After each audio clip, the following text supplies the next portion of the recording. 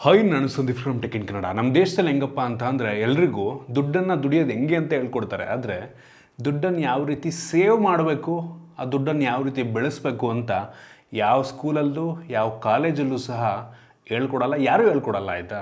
So ನಾನಿವತ್ತು ನನ್ನ stock market ಮತ್ತು ನನ್ನ ಮ್ಯೂಚುವಲ್ ಫಂಡಲ್ಲಿ ನಾನು ಇನ್ವೆಸ್ಟ್ ಮಾಡಿದಂಥ ದುಡ್ಡಿಗೆ ಎಷ್ಟು ರಿಟರ್ನ್ ನಂಗೆ ಇಲ್ಲಿ ತನಕ ಸಿಕ್ಕಿದೆ, ನನ್ನ ಎಕ್ಸ್ಪೀರಿಯನ್ಸ್ ನಿಮ್ಮ ಹತ್ರ ಶೇರ್ ಮಾಡ್ತಾ ಇದ್ದೀನಿ. ಫಸ್ಟ್ ಆಫ್ ಆಲ್, ನಾನು ಇನ್ವೆಸ್ಟ್ ಮಾಡಿರುವಂಥ ಸ್ಟಾಕ್ಸು ಮತ್ತು ಮ್ಯೂಚುವಲ್ ಫಂಡಿಂದ ನನಗೆ ಬಂದಿರುವಂಥ ರಿಟರ್ನ್ ಎಷ್ಟು ಅಂತ ಓಪನಾಗಿ ಶೇರ್ ಮಾಡ್ತೀನಿ. ಅಟ್ಲೀಸ್ಟ್ ಅದರಿಂದ ನಾದರೂ ಕೆಲವು ಜನಕ್ಕೆ ಮೋಟಿವೇಶನ್ ಸಿಗಲಿ ಅಂತ. ಗಮನಿಸ್ತಾ ಇದ್ದೀರಾ? ತೋರಿಸ್ತಾ ಇದ್ದೀನಿ. ನಾನು ಎಷ್ಟು ಇನ್ವೆಸ್ಟ್ ಮಾಡಿದ್ದೀನಿ ಅಂತ ತೋರಿಸ್ತಿಲ್ಲ, ಆದರೆ ನನಗೆ ಬಂದಿರುವಂಥ ರಿಟರ್ನ್ ಎಷ್ಟು ಅಂತ ತೋರಿಸ್ತಾ ಇದ್ದೀನಿ.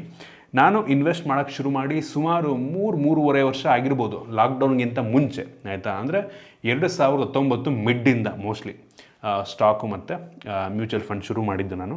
ಸೊ ಅಲ್ಲಿಂದ ಇಲ್ಲಿಯವರೆಗೆ ನನಗೆ ಟೋಟಲ್ ರಿಟರ್ನ್ ಸಿಕ್ಕಿರುವಂಥದ್ದು, ಟೋಟಲ್ ಪ್ರಾಫಿಟ್ಟು ಸುಮಾರು 16.5 ಲಕ್ಷ. ಗಮನಿಸ್ತಾ ಇದ್ದೀರಾ?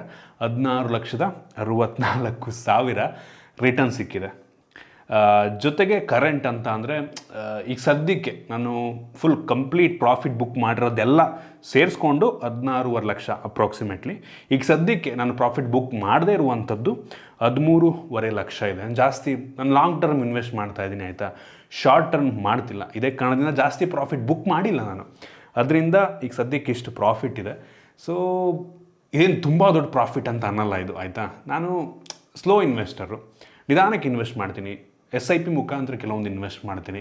ಕೆಲವು ಜನ ತಿಂಗಳಿಗೆ ಇಷ್ಟನ್ನು ಸ್ಟಾಕ್ ಮಾರ್ಕೆಟಿಂದ ಮಾಡ್ತಾರೆ. ಆಯಿತಾ? ನೀವು ಕೂಡ ಸ್ಟಾಕ್ ಮಾರ್ಕೆಟಿಗೆ ಇನ್ವೆಸ್ಟ್ ಮಾಡಬೇಕು ಅಂತ ಅಂದರೆ ಡಿಮ್ಯಾಟ್ ಅಕೌಂಟ್ ಇರಬೇಕಾಗುತ್ತೆ. ಪರ್ಸನಲಿ ನಾನು ಏಂಜಲ್ ಒನ್ ಮತ್ತು ಝೆರೋದ ಡಿಮ್ಯಾಟ್ ಅಕೌಂಟನ್ನು ಯೂಸ್ ಮಾಡ್ತೀನಿ. ಎರಡರ ಲಿಂಕ್ ನಾನು ನಿಮಗೆ ಡಿಸ್ಕ್ರಿಪ್ಷನ್ ಕೊಟ್ಟಿದ್ದೀನಿ. ಈ angel one free demat account, ಯಾವುದೇ ದುಡ್ಡನ್ನು ಕಟ್ಟೋ ಅವಶ್ಯಕತೆ ಇಲ್ಲ. ಝೆರೋದ ಮೋಸ್ಟ್ಲಿ 200-300 ರೂಪಾಯಿ ತಗೋತಾರೆ. ನಿಮ್ಗೆ ಇಷ್ಟ ಬಂದಂಥ ಡಿಮ್ಯಾಟ್ ಅಕೌಂಟ್ ನೀವು ಕ್ರಿಯೇಟ್ ಮಾಡ್ಬೋದು. ಅಕೌಂಟ್ ಕ್ರಿಯೇಟ್ ಆಯಿತು ಅಂದ್ಬಿಟ್ಟು ಸುಮ್ಮನೆ ಇನ್ವೆಸ್ಟ್ ಮಾಡೋದಕ್ಕೆ ಹೋಗ್ಬಿಡಿ. ಯೋಚನೆ ಮಾಡಿ, ಸ್ಟಡಿ ಮಾಡಿ, ಫಂಡಮೆಂಟಲ್ ಎಲ್ಲ ಸ್ಟಡಿ ಮಾಡಿ, ಒಳ್ಳೆ ಕಂಪ್ನಿಗೆ ಇನ್ವೆಸ್ಟ್ ಮಾಡ್ತಾ ಇದ್ದೀನಿ ನಾನು ನೋಡಿಕೊಂಡು ಇನ್ವೆಸ್ಟ್ ಮಾಡಬೇಕಾದ್ರೆ ಸುಮ್ಮನೆ ಬ್ಲೈಂಡಾಗಿ ಇನ್ವೆಸ್ಟ್ ಮಾಡೋದಕ್ಕೆ ಹೋಗ್ಬಿಡಿ. ಆಯಿತಾ? ಸ್ಟಾಕ್ ಮಾರ್ಕೆಟಲ್ಲಿ ಕಲ್ತ್ಕೊಳ್ಳೋವಂಥದ್ದು ಬೇಜಾನಿದೆ. ಯಾರೂ ಇದರಲ್ಲಿ ಪರ್ಫೆಕ್ಟ್ ಅಲ್ಲ, ಯಾರೂ ಕೂಡ ಇದನ್ನು ಪ್ರೆಡಿಕ್ಟ್ ಮಾಡೋದಕ್ಕೆ ಸಾಧ್ಯನೇ ಇಲ್ಲ. ಸೊ ಸ್ಟಾಕ್ ಮಾರ್ಕೆಟ್ ಒಂದು ಫಾರ್ಮ್ ಆಫ್ ಒಂದು ದಾರಿ. ಆಯಿತಾ? ನಿಮ್ಮ ದುಡ್ಡನ್ನು ಬೆಳೆಸೋದಕ್ಕೆ ಇರುವಂಥ ಒಂದು ದಾರಿ. ಮೆಜಾರಿಟಿ ಜನಕ್ಕೆ ಒಂದು ಮೂಢನಂಬಿಕೆ ಇರುತ್ತೆ. ಆಯಿತಾ? ನಾವು ಒಂದು ಸೈಟ್ ತೊಗೊಂಡ್ಬಿಟ್ರೆ ಡಬ್ಬಲ್ ಆಗಿಬಿಡೋ ದುಡ್ಡು. ನಮ್ಮ ಪೇರೆಂಟ್ಸು ಮೆಂಟಾಲಿಟಿ ಹಂಗೆ ಇರುತ್ತೆ. ಆಯಿತಾ? ಮನೆ ಕಟ್ಟಬೇಕು, ಎಲ್ರದ್ದು ಲೈಫ್ ಗೋಲು ಒಂದು ಮನೆ, ಸ್ವಂತ ಮನೆ ಇರಬೇಕು ಗುರು, ಲೈಫ್ ಸೆಟ್. ನೋ, ಅದು ನನ್ನ ಪ್ರಕಾರ. ಬೇರೆಯವರಿಗೆ ಅದು ತಪ್ಪು ಅನ್ನಿಸ್ಬೋದು. ನನ್ನ ಪ್ರಕಾರ ಯಂಗ್ ಏಜಲ್ಲಿ, ಆಯಿತಾ, ಆಗ್ತಾನೆ ಅವ್ರ ಕೆರಿಯರ್ನ ಶುರು ಮಾಡ್ತಾ ಇರ್ತಾರೆ. ಆ ಟೈಮಲ್ಲಿ ಒಂದು ಸೈಟನ್ನು ತಗೊಳ್ಳುವಂಥದ್ದು ಅಥವಾ ಒಂದು ಮನೆಯನ್ನು ಕಟ್ಟುವಂಥದ್ದು ಅಥವಾ ಮನೆ ತಗೊಳ್ಳುವಂಥದ್ದು ಸರಿಯಾದ ಡಿಸಿಷನ್ ಅಲ್ಲ ನನ್ನ ಪ್ರಕಾರ. ಅವನ ಹತ್ರ 10 ಕೋಟಿ ಇದ್ದರೆ, 10 ಕೋಟಿ ಇದೆ, ತಾತಂದು ಅಪ್ಪಂದು ಆಸ್ತಿ ಬೇಜಾನಿದೆ, 10 ಕೋಟಿ ಬೇಜಾನ್ ದುಡ್ಡಿದೆ. ಆಯಿತಾ? ಅವರಿಗೆ 1 ಕೋಟಿ, 10 ಕೋಟಿ, 20 ಕೋಟಿ ಆಸ್ತಿ ಇರೋರಿಗೆ 1-2 ಕೋಟಿ ತೊಗೊಂಡ್ರೆ ಮ್ಯಾಟ್ರ್ ಆಗಲ್ಲ. ಆಯಿತಾ? ಅವ್ನು ಕಷ್ಟಪಟ್ಟು ದುಡಿತಾ ಇರ್ತಾನೆ. ಲೋನ್ ತೊಗೊಂಡು ಸೈಟ್ ತೊಗೊಳ್ಳುವಂಥದ್ದು, ಲೋನ್ ತೊಗೊಂಡು ಮನೆ ಕಟ್ಟುವಂಥದ್ದು ಪರ್ಸ್ನಲಿ ನನಗೆ ಸರಿಯಾದ ಡಿಸಿಷನ್ ಅಂತ ಅನ್ಸಲ್ಲ. ಅದು ಬೇರೆಯವ್ರಿಗೆ ಚೇಂಜ್ ಆಗ್ಬೋದು. ನಾನು ಹೇಳ್ತಿದ್ದೀನಿ ಅಂದ್ಬಿಟ್ಟು ಅದೇ ಸರಿ ಅಂತ ಅಲ್ಲ. ಇದು ನನ್ನ ಒಪಿನಿಯನ್ ಅಷ್ಟೇ. ಆಯಿತಾ? ಒಂದು ಎಕ್ಸಾಂಪಲ್ ಕೊಡ್ತೀನಿ ನಾನು ನಿಮಗೆ. ಮೋಸ್ಟ್ಲಿ ಇದ್ರ ಬಗ್ಗೆ ಮುಂಚೆನೂ ಮಾತಾಡಿದ್ನ ಅಂತ. ನಮ್ಮಪ್ಪಂದು ಒಂದು ಮನೆ ಇದೆ. ನನ್ನ ಮನೆ ಅಲ್ಲ, ಅದು ನಮ್ಮಪ್ಪನ ಮನೆ. ನಮ್ಮಪ್ಪ ಒಂದು ಸೈಟ್ ತೊಗೊಂಡಿದ್ರು. ಈಗ ಒಂದು 1994 ಮೋಸ್ಟ್ಲಿ 1994-95 ಇಸ್ವಿ. ಆ ಟೈಮಲ್ಲಿ ಬರೀ ಸ್ಕ್ವೇರ್ ಫೀಟಿಗೆ ಬರೀ 60 ರೂಪಾಯಿ ಅಂತೆ. 60 ರೂಪಾಯಿ, ಮೋಸ್ಟ್ 40-50 ಸಾವಿರ ರೂಪಾಯಿ ಮೋಸ್ಟ್ಲಿ ಸೀಟ್ ಸಿಕ್ಕಿದ್ದು ಅನ್ಸುತ್ತೆ ಅವ್ರಿಗೆ ಆ ಟೈಮಲ್ಲಿ. ಈಗ ಅದರ ಬೆಲೆ 5,000. ಆಯ್ತು? ಹೌದು, ತುಂಬ ಜನಕ್ಕೆ ಅನ್ನಿಸ್ಬೋದು, ಓ ಮೈ ಗಾಡ್, ಆ ಟೈಮಲ್ಲಿ 40-50 ಸಾವಿರ ರೂಪಾಯಿಗೆ ಸೈಟ್ ತೊಗೊಂಡು ಈಗ ಅದೇ ಸೈಟು ಕ್ಲೋಸ್ ಟು ಒಂದು 70-80 ಲಕ್ಷದ ತನಕ ಹೋಗುತ್ತಲ್ಲ, ಒಳ್ಳೆ ದುಡ್ಡಲ್ವಾ ಅಂತ ತುಂಬ ಜನಕ್ಕೆ ಅನ್ನಿಸ್ಬೋದು. ಆದರೆ ಅಲ್ಲ. ಆಯಿತಾ? ಹೌದು, ಕಡಿಮೆ ದುಡ್ಡಲ್ಲಿ ಸೈಟ್ ತೊಗೊಳ್ಳುವಂಥದ್ದು ಒಂದು ಒಳ್ಳೆ ಡಿಸಿಷನ್ ಅದು.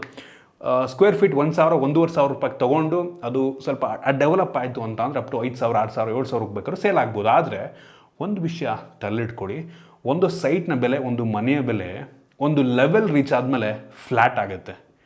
ನಮ್ಮ ಮನೆ ಕೂಡ ಅಷ್ಟೇ. ನಮ್ಮಪ್ಪ ಇರುವಂಥ ಮನೆ, ನಮ್ಮಪ್ಪ ತೊಗೊಂಡಂಥ ಸೈಟು ಈಗ ಒಂದು 7-8 ವರ್ಷ ಮುಂಚೆ ಏನು ರೇಟ್ ಇತ್ತು, ಈಗಲೂ ಕೂಡ ಅದೇ ರೇಟು. 7-8 ವರ್ಷ ಮುಂಚೆ ಎಷ್ಟು ಬೆಲೆ ನಡೀತಾ ಇತ್ತು, ಈಗಲೂ ಅಷ್ಟೇ ಬೆಲೆ. ಸೊ ಈ ಸೈಟು ಮತ್ತು ಮನೆಯ ಬೆಲೆ ಏನಿದೆ ಅದು ಒಂದು ಟೈಮ್ ಫ್ಲ್ಯಾಟ್ ಆಗುತ್ತೆ. ಫ್ಲ್ಯಾಟ್ ಬೆಲೆ ಮೇಲಕ್ಕೆ ಹೋಗಲ್ಲ. ನೀವು 1,000-1,500 ರೂಪಾಯಿ ತೊಗೊಂಡು ಒಂದು 5,000 ರೂಪಾಯಿಗೆ ಸೇಲ್ ಮಾಡ್ಬೋದು. ನೀವು 4-5 ಸಾವಿರ ರೂಪಾಯಿಗೆ ತೊಗೊಂಡ್ರೆ ಅದು ಗ್ರೋ ಆಗಲ್ಲ, ಫ್ಲ್ಯಾಟು. ನೀವು ಓಕೆ ದುಡ್ಡು ಬೇಜಾನಿದೆ, ಸೈಟ್ ತೊಗೊಂಡು ಮನೆ ಕಟ್ಕೋತೀನಿ, ಸರಿ. ಅದನ್ನು ಇನ್ವೆಸ್ಟ್ಮೆಂಟ್ ರೀತಿ ಮಾಡುವಂಥದ್ದು ಸರಿಯಾದ ದಾರಿ ಅಲ್ಲ. ನೀವು ಕಮರ್ಷಿಯಲ್ ಒಂದು ಬಿಲ್ಡಿಂಗ್ಗಳಿಗೆ, ಅಂಗಡಿ ಮಳಿಗೆ ಇರುತ್ತೆ ಸಿಟಿ ಸೆಂಟ್ರಲ್ಲಿ, ಅಲ್ಲೆಲ್ಲ ಇನ್ವೆಸ್ಟ್ ಮಾಡೋದು ಓಕೆ. ಅದರಿಂದ ನಿಮಗೆ ರಿಟರ್ನ್ ಚೆನ್ನಾಗಿ ಬರ್ತಿದೆ. ಇನ್ವೆಸ್ಟ್ ಮಾಡಿದಂಥ ದುಡ್ಡಿಗೆ ಅಟ್ಲೀಸ್ಟ್ ಬ್ಯಾಂಕ್ ಎಫ್ ಡಿಗಿಂತ ಒಳ್ಳೆ ರಿಟರ್ನ್ ಸಿಗ್ತಾ ಇದೆ ಅಂತ ನೋಡಿ ಆ ಒಂದು ಕಮರ್ಷಿಯಲ್ ಜಾಗಕ್ಕೆ ಇನ್ವೆಸ್ಟ್ ಮಾಡುವಂಥದ್ದು ವರ್ತ್ ನಂಗೆ ಅನ್ನಿಸ್ತಂಗೆ. ಸೊ ಇದನ್ನೆಲ್ಲ ಯೋಚನೆ ಮಾಡ್ಕೊಳ್ಳಿ. ಎಮೋಷ್ನಲ್ ಆಗಿ ಅಪ್ಪ ಅಮ್ಮ ಹೇಳಿದ್ರು ಅಥವಾ ಏನೋ ಫುಲ್ ಮನೆ ತೊಗೊಂಡ್ರೆ ಸೆಟ್ಟು, ಈ ರೀತಿಯಲ್ಲಿ ಯೋಚನೆ ಮಾಡ್ಕೊಂಡು ದಯವಿಟ್ಟು ಯಾವುದೇ ಡಿಸಿಷನ್ನ ತೊಗೊಳೋದಕ್ಕೆ ಹೋಗಬೇಡಿ. ಈಗ ನಾನು ಮನ್ಸು ಮಾಡಿದ್ರೆ ಒಂದು ಸೈಟ್ ತೊಗೊಂಡು ಲೋನ್ಗಿನ್ ಮಾಡಿಸ್ಕೊಂಡು ಮನೆ ಕಟ್ಬೋದು ನಾನು ಪರ್ಸ್ನಲಿ ನನ್ನ ಇನ್ವೆಸ್ಟ್ಮೆಂಟಲ್ಲಿ. ಆದರೆ ನಾನು ಮಾಡೋದಕ್ಕೆ ಹೋಗಲ್ಲ. ನನ್ನ ಒಂದು ಮೆಂಟಾಲಿಟಿ ಹೆಂಗಿದೆ ಅಂದರೆ, ಇದು ನನ್ನ ಒಪಿನಿಯನ್ ಆಯಿತಾ, ನಿಮ್ಮ ಹತ್ರ ಶೇರ್ ಮಾಡ್ತೀನಿ. ಯಾರು ಇದನ್ನು ಶೇರ್ ಮಾಡೋಕ್ಕೆ ಹೋಗಲ್ಲ. ಹೇಳ್ತೀನಲ್ಲ, ಯಾವ ಸ್ಕೂಲ್ ಯಾವ ಕಾಲೇಜಲ್ಲೂ ಕೂಡ ಇದನ್ನು ಹೇಳ್ಕೊಡ, ದುಡ್ಡು ಹೆಂಗೆ ಸೇವ್ ಮಾಡೋದು ಅಂತ ಹೇಳ್ಕೊಡಲ್ಲ ಆಯಿತಾ. ಸೊ ನನ್ನ ಮೆಂಟಾಲಿಟಿ ಹೆಂಗೆ ಅಂದರೆ, ನಾನು ದುಡ್ದಂಥ ದುಡ್ಡನ್ನು ನಾನು ಸೇವ್ ಮಾಡಿ ಅದನ್ನು ಪ್ರಾಪರಾಗಿ ಇನ್ವೆಸ್ಟ್ ಮಾಡಿ, ಡೈವರ್ಸಿಫೈಗೆ ಇನ್ವೆಸ್ಟ್ ಮಾಡಿ, ರಿಸ್ಕ್ ಇಲ್ಲದೆ ಡೈವರ್ಸಿಫೈಗೆ ಇನ್ವೆಸ್ಟ್ ಮಾಡಿ, ನಾನು ದುಡಿದಂಥ ದುಡ್ಡು ನನಗೆ ದುಡಿಬೇಕು.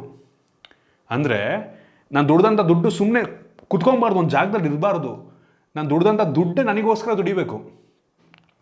ನೀವು ಯಾವಾಗ ಆ ರೀತಿ ಮಾಡ್ತೀರಾ, ಫ್ಯೂಚರ್ನಲ್ಲಿ ಒಂದಿನ ನೀವು ದುಡಿಯೋ ಅವಶ್ಯಕತೆನೇ ಇಲ್ಲ. ನಿಮ್ಮ ದುಡ್ಡೇ ನಿಮಗೋಸ್ಕರ ದುಡಿತಾ ಇರುತ್ತೆ. ಆ ದುಡ್ಡಿಂದ ನೀವು ಮನೆ ಕಟ್ಕೊಬೋದು, ಆ ದುಡ್ಡಿಂದ ನಿಮಗೆ ಏನು ಬೇಕಾದ್ರೆ ತೊಗೊಬೋದು. ಇದು ನನ್ನ ಒಂದು ವೇ ಆಫ್ ಥಿಂಕಿಂಗು, ನಾನು ಮಾಡುವಂಥದ್ದು. ಸೊ ನಾನು ಹಂಗೆ ಮಾಡ್ತಿದ್ದೀನಿ ಈಗ ಆಯಿತಾ. ನಾನು ನಿಮಗೆ ಸಜೆಸ್ಟ್ ಮಾಡೋದು ಇಷ್ಟನೇ, ಬೇಗ ಹಳ್ಳಕ್ಕೆ ಬೀಳಕ್ಕೆ ಹೋಗ್ಬಿಡಿ. ಫ್ಯೂಚರ್ನಲ್ಲಿ ಒಂದಿನ ಮನೆ ತೊಗೊಳ್ರಂತೆ, ಬಟ್ ಅರ್ಜೆಂಟ್ ಮಾಡೋಕ್ಕೆ ಹೋಗ್ಬಿಡಿ. ಎಮೋಷ್ನಲಿ ಡಿಸಿಷನ್ ತೊಗೊಳಕ್ಕೆ ಹೋಗ್ಬಿಡಿ. ಅಪ್ಪ ಅಮ್ಮ ಹೇಳ್ತಾರೆ, ಅವ್ರಿಗಿರುತ್ತೆ ಮಗ ಅವನದು ಅಂತ ಒಂದು ಮನೆ, ಅವ್ರ ಮನೆ ಆಲ್ರೆಡಿ ಸ್ವಂತ ಮನೆ ಇರುತ್ತೆ, ನಿಮ್ಮದು ಅಂತ ಒಂದು ಮನೆ ಮಾಡ್ಕೊ. ಈ ಡೈಲಾಗ್ ಎಲ್ಲರೂ ಹೇಳ್ತಾರೆ. ದಯವಿಟ್ಟು ಈ ರೀತಿ ಹಳ್ಳಕ್ಕೆ ಬೀಳಕ್ಕೆ ಹೋಗ್ಬಿಡಿ ಆಯಿತಾ. ಫೈನಾನ್ಷಿಯಲ್ ಡಿಸಿಷನ್ ವೆರಿ ಇಂಪಾರ್ಟೆಂಟ್ ಆಯಿತಾ. ಸ್ಟಾರ್ಟಿಂಗ್ ಏಜಲ್ಲೇ ನೀವು ಲೋನ್ ತೊಗೊಂಬಿಟ್ಟು ಮಾಡಿಬಿಟ್ರಿ ಅಂದ್ಕೊಳ್ಳಿ, ನೀವು ಅರ್ಧ ಜೀವನ 10 ರಿಂದ 20 ವರ್ಷ ಬರೀ ಲೋನ್ ಕಟ್ಟೋದೇ ಆಯಿತು ಅಂತ ಅಂದರೆ, ನೀವು ದುಡ್ಡು ಸೇವ್ ಮಾಡೋದು ಯಾವಾಗ, ಸೆಟ್ಲ್ ಆಗೋದೆ ಅಂದರೆ, ಸೆಟಲ್ ಅಂದರೆ ನೀವು ದುಡ್ದಂಥ ದುಡ್ಡು ನಿಮಗೆ ದುಡಿಯೋದು ಯಾವಾಗ, ಅದಕ್ಕೆ ಟೈಮೇ ಆಗಲ್ಲ. 1 ಕೋಟಿ ದುಡಿದಿರ್ತೀರ, 1 ಕೋಟಿ ದುಡ್ಡು ಮಾಡಿದ್ರಿ ಅಂದ್ಕೊಡಿ, ಆ ದುಡ್ಡನ್ನೆಲ್ಲ ನೀವು ಸೈಟಿಗೆ ಹಾಕಿದ್ರಿ ಅಂತ ಅಂದರೆ ಆ ಸೈಟ್ ಅಲ್ಲೇ ಕೂತ್ಕೊಡುತ್ತೆ. ಆ ಸೈಟಿಂದ ಏನು ದುಡ್ಡು ಬರ್ತಿರಲ್ಲ ಆಯಿತಾ. ಫ್ಲ್ಯಾಟು ನೀವು ಸಡನ್ನಾಗಿ ಸೇಲ್ ಮಾಡಬೇಕು ಅಂದ್ರೂ ಆ ಸೈಟನ್ನು ಸೇಲ್ ಮಾಡೋದು ಕಷ್ಟ. 1 ವರ್ಷ 2 ವರ್ಷ ಕಾಯಬೇಕಾಗುತ್ತೆ ಕೆಲವೊಂದು ಸಲ ಆಯಿತಾ. ಎಮರ್ಜೆನ್ಸಿಯಾಗಿ ನಿಮ್ಗೆ ಆ ದುಡ್ಡು ಸಿಗೋದಿಲ್ಲ. ಹೌದು, ನೀವು ಕಡಿಮೆ ದುಡಿತು ಅಂದರೆ ಗ್ರೋ ಆಗ್ಬೋದು, ಒಂದು ಲೆವೆಲ್ ರೀಚ್ ಆಗುತ್ತೆ. ಅದಕ್ಕಿಂತ ಜಾಸ್ತಿ ಆ ಸೈಟಿಂದ ಮನೆಯಿಂದ ದುಡ್ಡು ನಿಮಗೆ ಬರಲ್ಲ ಆಯಿತಾ. ಅದೊಂಥರ ಡೆಡ್ ಇನ್ವೆಸ್ಟ್ಮೆಂಟ್ ಥರ ಹಂಗೆ ಇರುತ್ತೆ. ಅದರಿಂದ ಏನು ರಿಟರ್ನ್ ಸಿಗ್ತಾ ಇರೋದು ನಿಮಗೆ. ಅದೇ 1 ಕೋಟಿಯನ್ನು ನೀವು ಪ್ರಾಪರಾಗಿ ಇನ್ವೆಸ್ಟ್ ಮಾಡಿದಿರಿ ಅಂದರೆ, ಫ್ಯೂಚರ್ನಲ್ಲಿ ಒಂದಿನ ಅದೇ ರೀತಿ ಇನ್ವೆಸ್ಟ್ ಮಾಡ್ಕೊಂಡು ಹೋಗಿದ್ರಿ ಅಂತ ಅಂದರೆ, ಅದರಿಂದ ಬಂದಂಥ ದುಡ್ಡಲ್ಲೇ ನೀವು ಫ್ಯೂಚರ್ನಲ್ಲಿ ಮನೆ ತೊಗೊಬೋದು. ಇನ್ನೂ ದುಡ್ಡಿರುತ್ತೆ ನೀವು ಆಯಿತಾ. ಇನ್ವೆಸ್ಟ್ ಮಾಡೋ ದುಡ್ಡು ಹಂಗೆ ಇರುತ್ತೆ, ಬಟ್ ಅದರಿಂದ ಬಂದಂಥ ದುಡ್ಡಿಂದ ಮನೆ ಕಟ್ಟಿ, ಸೈಟ್ ತೊಗೊಂಡು ಮನೆ ಕಟ್ಬೋದು. ಸೊ ಈ ರೀತಿ ಪ್ರಾಪರಾಗಿ ಇನ್ವೆಸ್ಟ್ ಮಾಡಬೇಕಾಯ್ತಾ. ಇದು ಮಾತಾಡ್ತಾ ಹೋದ್ರೆ ಇನ್ನೂ ಇಂಡೆಪ್ತ್ ಹೋಗ್ಬಿಡುತ್ತೆ. ಇದು ನನ್ನ ಒಪಿನಿಯನ್ನು. ಸೊ ದಯವಿಟ್ಟು ನೀವೇನು ಕಷ್ಟಪಟ್ಟು ದುಡಿತೀರಾ, ಸುಮ್ಮನೆ ಏನನ್ನಕ್ಕೋ ವೇಸ್ಟ್ ಮಾಡಿಬಿಡಿ. ಈಗ ರೀಸೆಂಟಾಗಿ ಎಫ್ ಡಿ ರೇಟ್ಸ್ ಎಲ್ಲ ತುಂಬ ಚೆನ್ನಾಗಿದೆ. ಎಫ್ ಡಿ ಯಾಕೆ, ಅಟ್ಲೀಸ್ಟ್ ಎಫ್ ಡಿಯಿಂದ ಶುರು ಮಾಡಿ. ಮ್ಯೂಚುವಲ್ ಫಂಡ್ ಕಟ್ಟಿ ಆಯಿತಾ. ರಿಸ್ಕ್ ಇರುತ್ತೆ, ನೋಡಿಕೊಂಡು ಸ್ಟಡಿ ಮಾಡಿ. ರಿಸ್ಕ್ ಫ್ರೀ ಯಾವುದಿರುತ್ತೆ, ಇಂಡೆಕ್ಸ್ ಫಂಡು ಕೆಲವೊಂದಿರುತ್ತೆ, ಸೊ ಬಾಂಡ್ಸು, ಇದೆಲ್ಲ ನೋಡ್ಕೊಂಡು ಪ್ರಾಪರಾಗಿ ಇನ್ವೆಸ್ಟ್ ಮಾಡಿ ಆಯಿತಾ. ನಾನು ಹೇಳಿದೆ ಅಂತ ಇನ್ವೆಸ್ಟ್ ಮಾಡಿಬಿಡಿ. ಇದು ಹೇಳಿದ್ನಲ್ಲ, ಇದು ಫೈನಾನ್ಷಿಯಲ್ ಅಡ್ವೈಸ್ ಅಲ್ಲ. ತುಂಬ ಜನ ಕೇಳ್ತಾ ಇದ್ರಿ, ನಾನು ಅಡ್ವೈಸರ್ ಅಂತ ಹೇಳ್ತಾ ಇದ್ದೆ ಲಾಸ್ಟ್ ವೀಡಿಯೋದಲ್ಲಿ. ನನ್ನ ಅಡ್ವೈಸರ್ ಯಾರು ಅಂತ. ಪರ್ಸ್ನಲಿ ನಾನು ಸ್ಮಾಲ್ ಕೇಸ್ ಪ್ಲ್ಯಾಟ್ಫಾರ್ಮನ್ನು ಯೂಸ್ ಮಾಡ್ತೀನಿ ಆಯಿತಾ. ಸ್ಮಾಲ್ ಕೇಸ್ ಅಂದರೆ ಏನು ಅಂತ ಸರ್ಚ್ ಮಾಡಿ ಒಂದ್ಸಲ ಗೂಗಲ್ನಲ್ಲಿ, ಅಲ್ಲಿ ಇಲ್ಲಿ ಒಂದು ಐಡಿಯಾ ಬರುತ್ತೆ. ಸೊ ಅಲ್ಲಿ ಮುಂಚೆನೇ ಅಡ್ವೈಸರ್ಗಳು ಇರ್ತಾರೆ, ಅವ್ರ ಬ್ಯಾಸ್ಕೆಟನ್ನು ಪರ್ಚೇಸ್ ಮಾಡಬೇಕು ದುಡ್ಡು ಕೊಟ್ಟು. ಸೊ ಈ ರೀತಿ ನಾನು ಅದಕ್ಕೂ ಕೂಡ ಇನ್ವೆಸ್ಟ್ ಮಾಡಿದ್ದೀನಿ. ಸೊ ನನಗೆ ಟೈಮ್ ಕೊಟ್ಟು ನಾನು ಒಂದು ಕಂಪ್ನಿ ಸ್ಟಡಿ ಮಾಡೋದಕ್ಕಿಂತ ಆ ಸ್ಮಾಲ್ ಕೇಸ್ ಪ್ಲ್ಯಾಟ್ಫಾರ್ಮ್ ಮುಖಾಂತರ ನಾನು ಇನ್ವೆಸ್ಟ್ ಮಾಡ್ತೀನಿ. ಆಗ ನಾನು ಸುಮ್ಮನೆ ತಲೆನೋವಿರಲ್ಲ, ಅದನ್ನು ಸ್ಟಡಿ ಮಾಡಬೇಕೇನಂದಿಲ್ಲ. ಅವ್ರು ಹೇಳ್ತಾರೆ ಇದನ್ನು ಸೆಲ್ ಮಾಡು ಅಂತವ್ರೆ, ನಾನು ಸೆಲ್ ಮಾಡ್ತೀನಿ, ತೊಗೊಂಡ್ರೆ ತೊಗೋತೀನಿ.